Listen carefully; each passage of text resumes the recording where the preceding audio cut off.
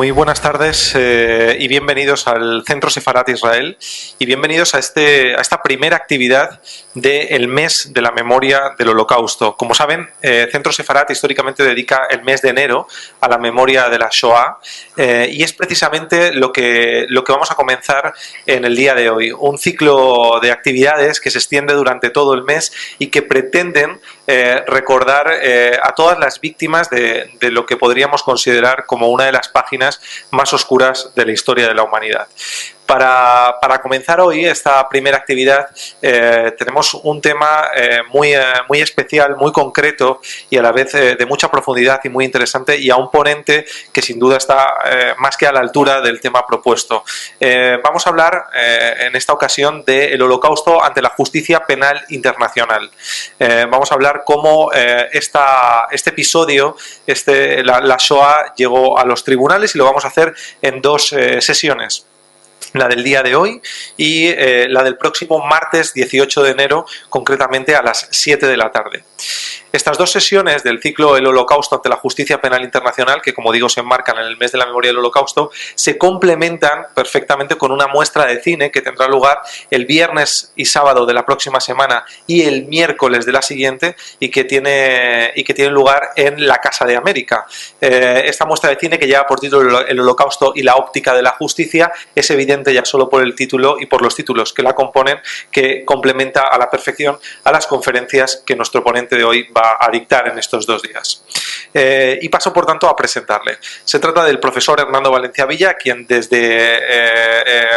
primer lugar, desde el comienzo, queremos agradecer el constante apoyo que brinda al Centro Sefarat con todos sus conocimientos y a la labor que desde aquí realizamos, y agradecer también el que ponga a disposición del público tantos conocimientos y tanta experiencia como la que Hernando acumula en su trayectoria. Hernando es doctor en Derecho por la Universidad de Yale en Estados Unidos, es ex procurador de Derechos Humanos de Colombia, y también es antiguo profesor de las universidades de los Andes, la Universidad Nacional de Colombia y también la Universidad Carlos III de Madrid. Por tanto, una trayectoria dilatada y un conocimiento del que no les quiero adelantar mucho, porque ustedes mismos van a poder comprobarlo hoy mismo. Así que, sin más por mi parte, les animo a que se inscriban también. Ya está abierto el plazo de inscripción a la actividad a esta segunda parte del ciclo del próximo martes 18 de enero a las 7 de la tarde, y les dejo ya con el profesor Hernando Valencia Villa y esta conferencia sobre el Holocausto y la justicia penal internacional. Muchas gracias a todos y muchas gracias, profesor.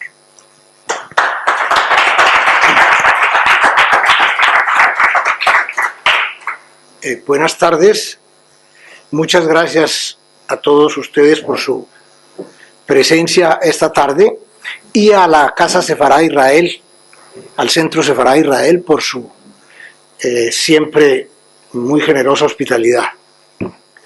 En estas dos charlas quiero recordar una vez más la importancia decisiva que tuvo el Holocausto, es decir, el genocidio de los judíos europeos por la dictadura hitleriana durante la Segunda Guerra Mundial, en el surgimiento y la organización de la justicia penal internacional. Primero, con los tribunales militares surgidos directamente de la experiencia de la guerra, que fueron el Tribunal Militar Internacional de Nuremberg y el Tribunal Militar Internacional del Lejano Oriente o de Tokio, y después pues otros tribunales y otros juicios que vamos a mencionar el día de hoy. Y a partir de ese marco histórico, en la segunda charla del próximo martes, trataré de mostrarles una visión de conjunto de lo que es hoy la justicia penal internacional, es decir, de cómo está organizado el sistema, cuáles son las dos grandes modalidades de que disponemos para perseguir, castigar y reparar los crímenes graves contra el derecho internacional, y cuáles son los organismos de carácter judicial disponibles hoy para adelantar esta labor. Empiezo pues por la parte histórica en la siguiente forma. Primero quiero hacer una reflexión introductoria muy breve sobre el Holocausto y lo que significa como genocidio estrictamente hablando, y luego hacer una referencia específica a manera de resumen de los tres grandes procesos judiciales de carácter internacional directamente derivados de la Segunda Guerra Mundial y del Holocausto, que son, repito, el juicio de Nuremberg entre 1945 y 1946, el juicio de Tokio entre 1946 y 1948, y el juicio de Jerusalén contra Adolf Eichmann, el responsable logístico del Holocausto, entre 1961 y 1962. El Holocausto, como todos sabemos, es probablemente uno de los mayores crímenes de masas de la historia, y fue perpetrado por el régimen dictatorial de Adolf Hitler y el partido nazi alemán durante la Segunda Guerra Mundial, y especialmente entre los años 1941 y 1945, al punto que a través de 4 grandes procedimientos de persecución y exterminio de seres humanos, que eran en su inmensa mayoría civiles, o sea, inocentes, sacrificó cerca de 6 millones de personas. Esos 4 grandes procedimientos o métodos de destrucción fueron los guetos, en primer lugar, estos espacios cerrados, militarizados, auténticas cárceles urbanas que se construían en barrios, a veces distritos enteros de muchas ciudades del centro y del oriente de Europa, y en los cuales espacios eran hacinados de la manera más atroz, sometidos a las mayores penalidades imaginables, los llamados enemigos del Tercer Reich, del régimen hitleriano, que eran sometidos entonces a meses y a veces a años de penalidades terribles, de hambre, malos tratos, torturas, enfermedades evitables y tratables que se convertían obviamente en mortales por las condiciones infrahumanas de vida, y el asesinato puro y duro a través de ejecuciones extrajudiciales. Hubo docenas de guetos a lo largo y ancho del centro y el oriente de Europa, el más conocido de los cuales, como ustedes recuerdan, fue el gueto de Varsovia, la capital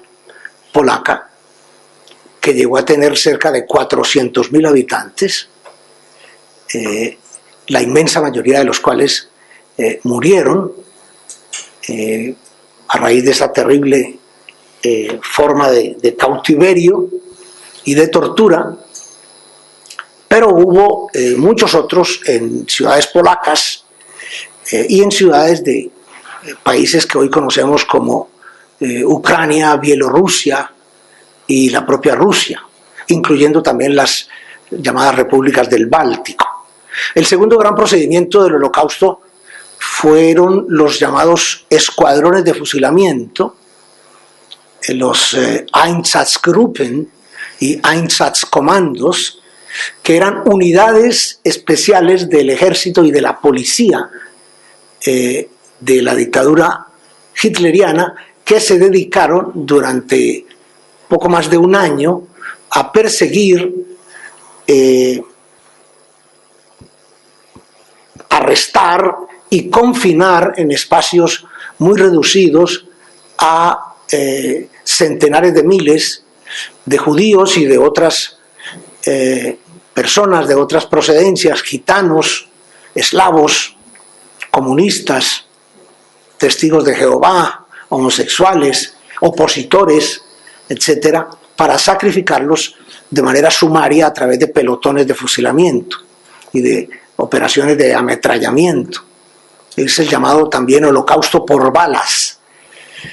El tercer procedimiento, el más conocido de todos, quizá es el de los campos de concentración y de exterminio, que fueron numerosísimos. Hay historiadores que calculan que hubo más de 10.000 campos en el centro y en el oriente de Europa durante la Segunda Guerra Mundial, puesto que había campos de prisioneros, campos de tránsito, campos de trabajos forzados, campos de concentración y campos de exterminio. Estos últimos conocidos también como fábricas de la muerte, que eran los campos de concentración exclusivamente dedicados a la destrucción sistemática a escala industrial y por los procedimientos tecnológicos más avanzados de la época de seres humanos, lo que alguien llama también la fabricación de cadáveres. Y finalmente, el cuarto procedimiento, las llamadas marchas de la muerte, que fueron estas terribles caminatas, casi todas ocurridas en el invierno de 1944-45, cuando la dictadura hitleriana estaba ya en derrota en sus últimos meses, y se extraía brutalmente a los prisioneros sobrevivientes de muchos de los campos de exterminio y de concentración del centro y del oriente de Europa, y se los trasladaba a través de caminatas infernales en medio de uno de los inviernos más crudos de la época, hasta los campos situados en el corazón de Alemania,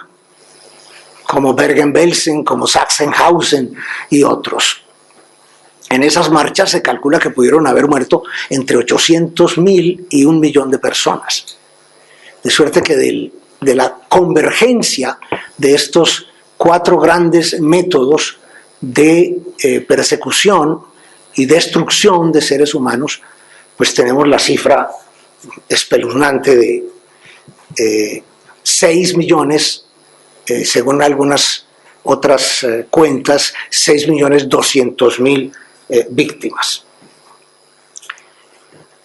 Esto constituyó, por supuesto, un genocidio monumental, pero hay que hacer una precisión clave. El genocidio como práctica, como conducta material de unos humanos contra otros, es muy antigua. Se remonta a siglos antes de la era cristiana y ha sido imputable e imputado a numerosos imperios y reinos y tiranos y grandes líderes políticos y militares, en el sentido de procesos criminales a través de los cuales se estigmatiza, es decir, se convierte en criminal, es decir, en indeseable y por tanto en prescindible, en desechable, un grupo humano con identidad propia, y se lo persigue, se lo acorrala, se lo tortura y se lo destruye.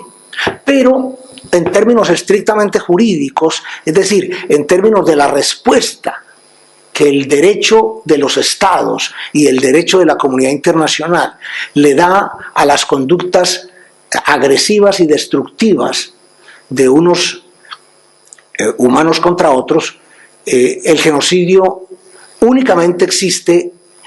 en sentido estricto desde 1948 en adelante, de 1948 para acá, cuando la Asamblea General de las Naciones Unidas adoptó el primer instrumento, el primer tratado internacional de carácter penal, de derecho penal internacional, en el cual se tipifica, es decir, se define en términos estrictamente legales qué es un genocidio, quiénes pueden perpetrarlo y cuál debe ser la respuesta investigativa, punitiva y reparadora que debe ofrecer el Estado o la comunidad de los estados ante esos actos espantosos, característicos del genocidio. Con el Holocausto sucede en gran medida que se configura primero como práctica y como práctica monstruosa, y después la comunidad internacional de los estados, que se organiza ya de manera estable y permanente con la creación de las Naciones Unidas en la Conferencia de San Francisco de julio de 1945, y que responde a través primerísimo de la Convención contra el Genocidio de 1948, esa que adopta la Asamblea General de Naciones Unidas, a que acaba de hacer referencia, y otros instrumentos que vienen después, hasta nuestros días, donde ya existe una especie de Código Penal Internacional y un Tribunal Penal Internacional de carácter permanente, que es el encargado de vigilar el cumplimiento y la aplicación de esa legislación, de esa normatividad, que es la Corte Penal Internacional de carácter permanente, creada en Roma a finales de los años 90 del siglo pasado, y dotada de un instrumento multilateral firmado hoy por más de 120 estados, creo que la cifra es de 123 o 124 estados partes de esa institución, de la Corte Penal Internacional, en el cual instrumento, que se llama el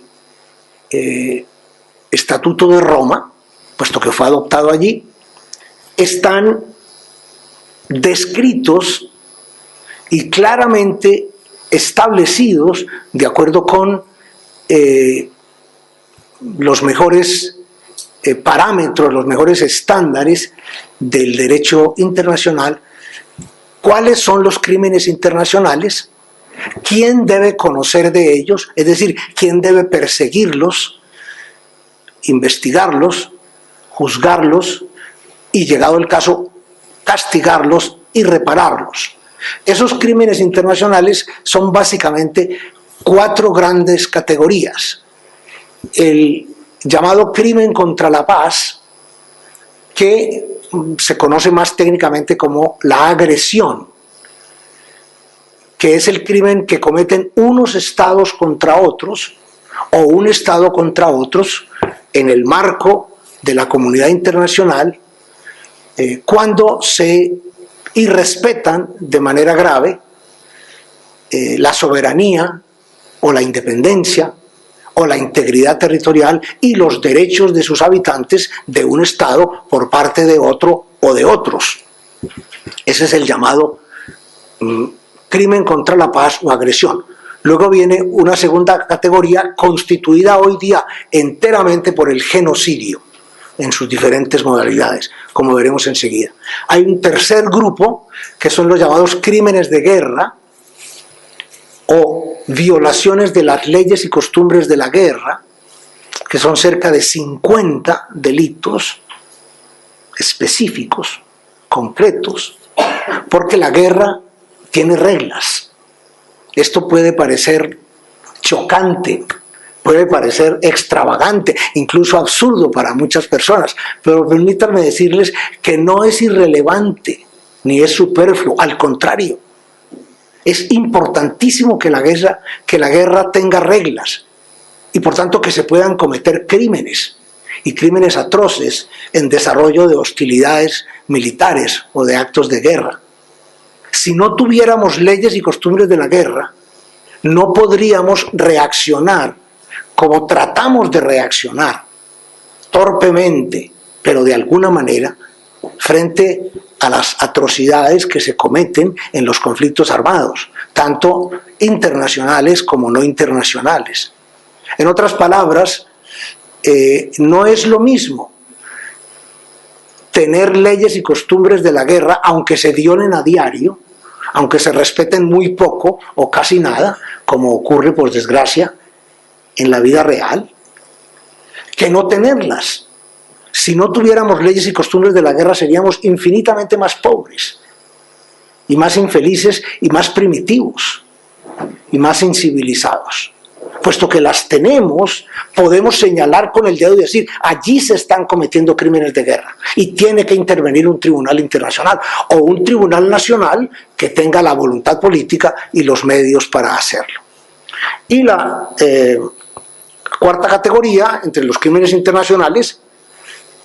que aparecen en el Estatuto de Roma de la Corte Penal Internacional hoy, pero que vienen desde principios del siglo pasado, son los llamados crímenes de lesa humanidad o crímenes contra la humanidad, que son hoy día, de acuerdo con el derecho internacional vigente, 11 tipos de delitos. El genocidio inicialmente, digamos que durante el periodo de entreguerras, cuando estaba en proceso de formación, de construcción, se incluía entre los crímenes de lesa humanidad o crímenes contra la humanidad. Pero a partir de la Convención contra el Genocidio de Naciones Unidas de 1948 y especialmente del Estatuto de Roma de la Corte Penal Internacional de 1968, se separa el genocidio y quedan los otros 11 crímenes de lesa humanidad como una categoría independiente. ¿Por qué? ¿Por qué se separa el genocidio? Porque se considera con todo derecho, con toda razón, como el crimen de los crímenes. Es el crimen más grave que podemos cometer los humanos, contra nosotros mismos, unos contra otros. Y la razón es muy sencilla, porque el genocidio es la destrucción o tentativa de destrucción de grupos humanos con identidad propia, con identidad específica. Por tanto, es el crimen contra la pluralidad y la diversidad de la humanidad. No es el crimen contra una persona, sino contra varias o muchas personas que pertenecen a un grupo humano o a grupos humanos con identidad propia. La Convención contra el Genocidio y el Estatuto de la Corte Penal Internacional, que no ha hecho más que copiar al pie de la letra la definición de la Convención, disponen que los grupos que pueden ser objeto, es decir, que pueden ser víctimas del genocidio, son los grupos nacionales, los grupos étnicos, los grupos raciales y los grupos religiosos. Se supone que en esas 4 categorías debemos caber todos los humanos que tenemos una cierta identidad propia, una cierta personalidad, es decir, que pertenecemos a ciertos colectivos, a colectivos importantes, a colectivos caracterizados, con personalidad, con trayectoria, con tradiciones, con cultura. Desafortunadamente, en el proyecto inicial de la Convención contra el Genocidio de 1948 se incluían también los grupos políticos y los grupos culturales, en lo que era una enumeración mucho más completa, mucho más universal, mucho más abarcadora que la que quedó finalmente en la Convención y que ha sido repetida y está repetida en el Estatuto de la Corte Penal Internacional. Hoy día son grupos nacionales, étnicos, raciales o religiosos. Inicialmente aspirábamos, y es una pena que por política interestatal, por las peripecias y las miserias de la diplomacia entre los estados, se excluyera el genocidio por razones políticas y el genocidio por razones culturales o etnocidio, como también se lo conoce. Pero, en mi opinión, que no es enteramente compartida por muchos de mis colegas internacionalistas, si se hace una interpretación desde el punto de vista humanístico, humanitario, de la normatividad vigente hoy día, es decir, la Convención del 48 y el Estatuto de Roma de la Corte Penal Internacional del 98, pueden caber todos los grupos humanos con personalidad propia, con identidad propia, en las 4 categorías que quedaron finalmente en la ley. Grupos nacionales, étnicos, raciales y religiosos. Si usted piensa, por ejemplo, en la categoría etnia, ¿qué es una etnia? ¿Una etnia es una tribu? Sí. ¿Una etnia es una comunidad indígena? Sí. Pero, por ejemplo, en las grandes ciudades contemporáneas, los skinheads, las tribus urbanas, los vegetarianos, los disidentes, los objetores de conciencia, los grupos que se colocan hoy bajo el amplio paraguas de LGTBI, ¿son grupos étnicos? En mi opinión lo son, porque son grupos culturalmente distintos, culturalmente caracterizados, culturalmente definidos, que tienen una personalidad cultural propia, es decir, que se enfrentan a la convivencia cotidiana de una manera singular, de una manera peculiar, con unos rasgos propios. Pero una última reflexión antes de empezar a hablar de los juicios. Todo crimen, cualquier crimen, el más humilde y el peor, el más grave, el más atroz, es un acto de arbitrariedad, es un abuso de poder, es un abuso de autoridad o un abuso de fuerza, porque es la imposición de una cierta cantidad de violencia, de una cierta cantidad de fuerza ilegal y habitualmente también inmoral sobre una persona o sobre varias personas para despojarlas de sus derechos y eventualmente de la vida. Por tanto, todos los crímenes corresponden de una u otra manera a un ejercicio abusivo o a un ejercicio extremado o extremista de libertad. Una persona que se puede dar ese lujo y que incurre en ese acto de barbarie o de arbitrariedad o de crueldad o de injusticia, impone a otra o a otras una limitación brutal de sus derechos, de sus libertades, de sus garantías y en muchas ocasiones de su propia vida, que es la condición de posibilidad de los seres humanos. Ustedes y yo somos humanos en la medida en que estamos vivos y por tanto podemos disponer de una conciencia moral y podemos disponer de una capacidad de elección y podemos desplegar una conducta de acuerdo con unos valores, de acuerdo con unos principios, de acuerdo con unas reglas. Pero el caso del genocidio es particularmente morboso y particularmente grave en esta perspectiva, porque en el genocidio es el perpetrador el que construye la víctima. Es el criminal, el genocida, el que define a alguien o a algunos como indignos de habitar este planeta, como indignos de vivir, como indignos de pertenecer al género humano. Y se arroga, se apodera de manera tiránica violenta y obviamente criminal de la capacidad de perseguir y destruir a esos seres humanos, porque los considera inferiores, porque los considera indeseables, porque los considera indignos, porque los considera apestosos o nocivos o infectocontagiosos, como ustedes quieran. Ese esquema básico está presente en todo crimen, pero en el genocidio está presente de una manera brutal, de una manera muy fuerte, de una manera muy intensa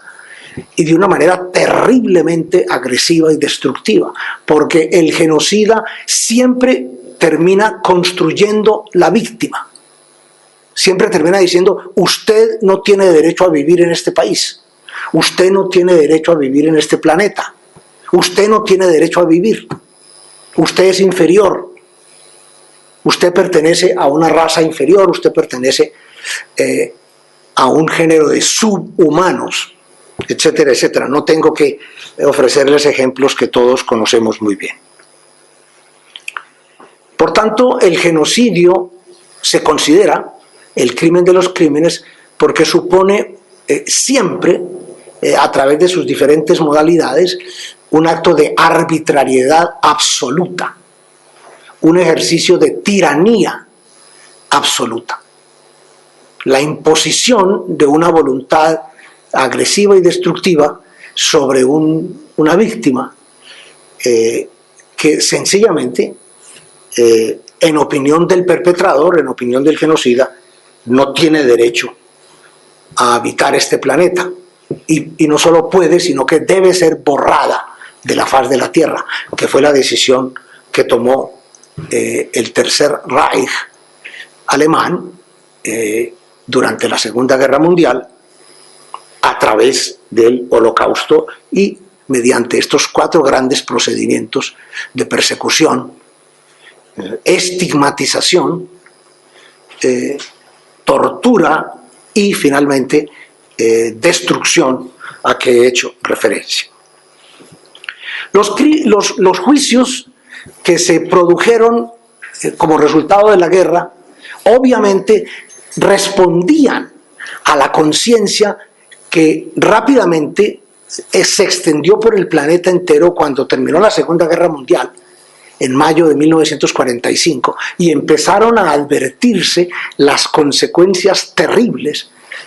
del conflicto armado internacional más grande, más prolongado y más grave de la historia humana, que costó más de 60 millones de víctimas en un elevado porcentaje civiles o terceros inocentes, y que desplegó modalidades y formas de criminalidad y de violencia absolutamente inéditas, como las que formaron parte de los procedimientos de destrucción del genocidio, en parte por razones ideológicas, en parte por razones político-militares y en parte también por razones económicas y tecnológicas, porque se disponía de unos recursos, de unos medios de los que no se disponía antes, como por ejemplo las cámaras de gas y los hornos crematorios, y un ejército como el alemán durante la Segunda Guerra Mundial, con una capacidad de fuego, con una capacidad de daño tremenda, absolutamente tremenda. El primer juicio es el que los aliados victoriosos de la Segunda Guerra Mundial convocan a través del llamado Acuerdo de Londres del 6 de agosto de 1945, firmado inicialmente por la Gran Bretaña, Francia, la Unión Soviética y los Estados Unidos de América. Posteriormente, 19 otros estados europeos, latinoamericanos, africanos y asiáticos adhirieron al Acuerdo de Londres, de suerte que fueron finalmente 23 estados miembros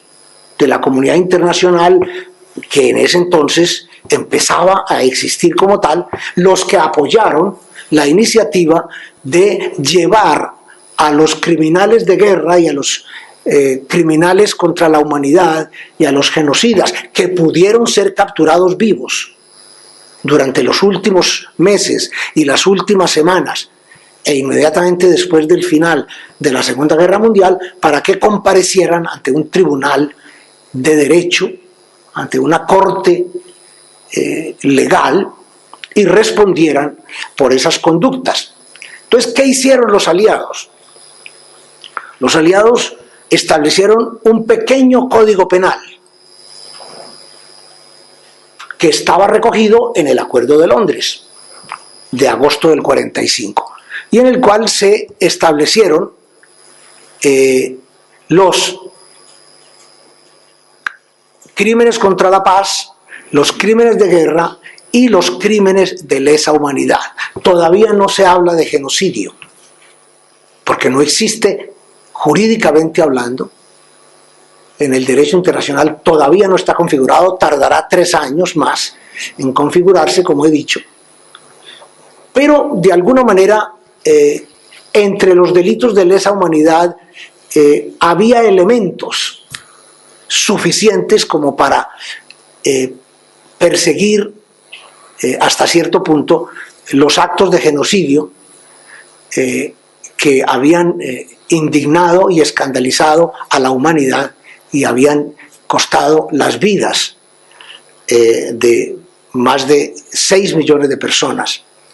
en el teatro europeo. Si uno incluye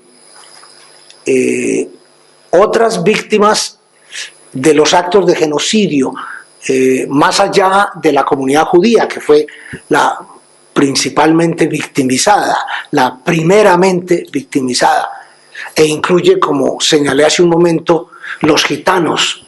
los eslavos, los testigos de Jehová, los homosexuales, los comunistas, los opositores y enemigos así considerados por el Tercer Reich de ese sistema político, la cifra podría extenderse, según algunos historiadores, a 11 millones de habitantes, víctimas del genocidio nazi. Pero ya hay materia suficiente en el Acuerdo de Londres para montar un tribunal y organizar un juicio. El tribunal se llamó Tribunal Militar Internacional de Nuremberg porque sesionó en esta ciudad del sur de Alemania. ¿Por qué Nuremberg? Esto es muy interesante. Inicialmente se pensó en Berlín, obviamente. Había sido la capital de Hitler, la capital del Reich, y por tanto hubiera sido ejemplar dar una lección de justicia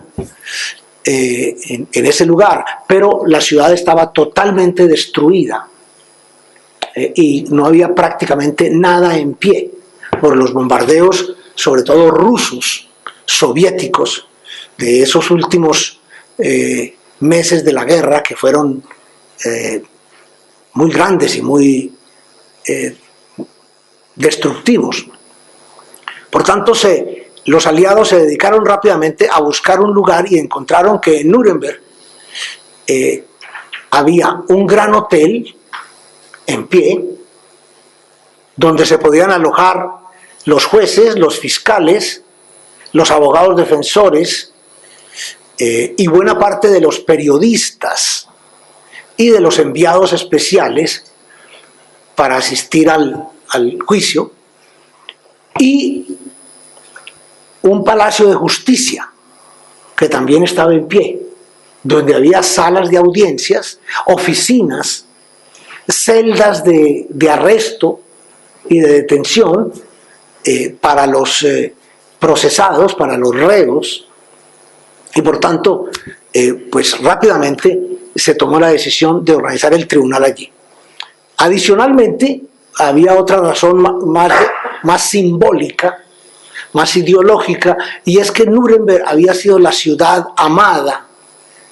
de Hitler y del nazismo para los grandes rallies, los grandes mitines, las grandes reuniones de masas. Allí realizó Hitler sus más grandes movilizaciones y reuniones de partido durante todos los años 30. Desde 1933, enero de 1933, cuando llegó al poder por vía electoral, mediante una elección legal, desafortunadamente hay que recordarlo así, y hasta 1939, pues cuando estalló la guerra, y Europa primero y luego buena parte del planeta, con la extensión del conflicto a el Japón, la China y buena parte del Pacífico, se convirtió en la Segunda Guerra Mundial que conocemos. El tribunal estaba compuesto por 4 jueces titulares y 4 jueces suplentes por cada uno de los 4 países que convocaban la Corte, el tribunal: Estados Unidos, Unión Soviética, Gran Bretaña y Francia. Por tanto, había 2 jueces de cada una de esas nacionalidades y 2 fiscales, un principal y un suplente de cada una de esas nacionalidades. Hay que decir que los grandes valedores, los más entusiastas promotores del Tribunal Militar Internacional de Nuremberg fueron los soviéticos y los americanos. Los ingleses, los británicos, sorprendentemente fueron partidarios hasta el último momento de no juzgar a ninguno de los criminales de guerra y criminales contra la humanidad que pudieron ser capturados vivos, sino de fusilarlos incontinenti, es decir, en el acto, tan pronto fueran capturados, donde fueran capturados, como fueran capturados. Esa era la posición de Churchill, por ejemplo, o fue inicialmente la posición de Churchill. Y los franceses se acercaban bastante a ese paradigma, pero los americanos, encabezados por el presidente Roosevelt, que fue un hombre realmente avanzado para su tiempo, insistieron tercamente en que era mucho más correcto y era mucho más productivo desde el punto de vista político y moral para los aliados llevar a sus enemigos derrotados a un tribunal y someterlos a un proceso con todas las garantías, con todos los derechos, con todos los recursos. Y así fue. Se ha discutido largamente si el tribunal tenía suficiente fundamentación legal para ser convocado y para operar. Desde mediados del siglo XVIII, el derecho penal occidental, que es el nuestro todavía hoy, tiene como una de sus bases fundamentales que nadie puede ser juzgado y eventualmente condenado por la comisión de un crimen, sino cuando hay una ley previa, una ley preexistente y un tribunal previo o preexistente que haga efectiva esa ley, en la cual ley se considere como crimen la conducta que se imputa al acusado o al reo. Es el llamado principio de legalidad de los delitos y de las penas. Y eso ha sido regla de oro de todos los derechos penales, de todos los códigos penales y de todos los tribunales penales hasta nuestros días, que nadie puede ser perseguido y eventualmente juzgado y condenado, sino con base en una ley preexistente y por una conducta considerada como criminal por una ley también preexistente. Pero con el genocidio y en general con los crímenes que se cometieron en el marco del Holocausto, como elementos constitutivos del Holocausto, ocurría que no había precedentes, que tenían tal novedad terrible, espeluznante, inhumana, que difícilmente se pudieron encontrar referencias anteriores, tanto en legislaciones nacionales como en tratados internacionales. Segundo lugar, existía el riesgo que los aliados consideraron inaceptable de la impunidad. Y el fiscal Jackson, Robert Jackson, el fiscal norteamericano, que fue la figura más importante y más interesante del juicio de Nuremberg, lo expresó en una frase lapidaria. Dijo: si los vencedores no juzgan a los vencidos, la única alternativa que queda es que los vencidos se juzguen a sí mismos y por tanto se exculpen, se absuelvan, se liberen de toda carga, de toda responsabilidad. Evidentemente fue justicia de vencedores. Yo estoy dispuesto a aceptar ese reproche, esa crítica contra el tribunal de Nuremberg, pero con matices. No había alternativa, no hubo alternativa. Si no se hubiera constituido ese tribunal, los crímenes hubieran quedado en la impunidad. Y quién sabe qué habría sucedido. A partir de ahí no podemos más que especular. Es lo que alguien llama, con una expresión coloquial, perdónenme ustedes la expresión, la historia ojalatera. Ojalá hubiera ocurrido tal cosa, o ojalá no hubiera ocurrido. Nunca lo sabremos. Y de todas maneras había unas referencias, había unos antecedentes.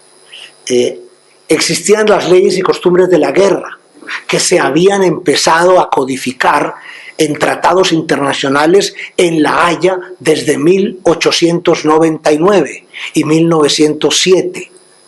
Y existía un tratado internacional firmado por la mayor parte de los países que se llamaba el Tratado Briand-Kellogg de 1928, que prohibía la guerra como medio de política internacional, como procedimiento de diplomacia. Y como Hitler le declaró la guerra a Europa y al mundo, sin fórmula de juicio, sin razón aparente, por puro orgullo, por pura ambición, por su doctrina totalitaria de expansión territorial y de superioridad racial del pueblo alemán, pues muchos consideraban que había violado las leyes y costumbres de la guerra recogidas en los tratados y convenios de La Haya de 1899, de 1907, y en el Tratado Briand-Kellogg contra la guerra de 1928. Y ya se había perpetrado un genocidio que constituye, digamos, el antecedente directo del Holocausto, que es el genocidio de los armenios, de los cristianos armenios, por los turcos otomanos durante la Primera Guerra Mundial. Entre 1915 y 1918, el Imperio Otomano, a través del partido de los llamados jóvenes turcos, destruyó aproximadamente a 2 millones de personas en los desiertos de Anatolia y en territorio del antiguo Imperio Otomano, de lo que se llamó también la Sublime Puerta, porque se consideraban miembros de una minoría religiosa y nacional inaceptable, indeseable. Por tanto, el tribunal se constituyó, persiguió a 22 jefes, tanto políticos como militares, de el partido nazi y del ejército alemán, que pudieron ser capturados vivos. Desafortunadamente Hitler dispuso de su propia vida, hasta donde sabemos el 30 de abril de 1945, el día anterior a la caída de la capital alemana en manos del ejército soviético.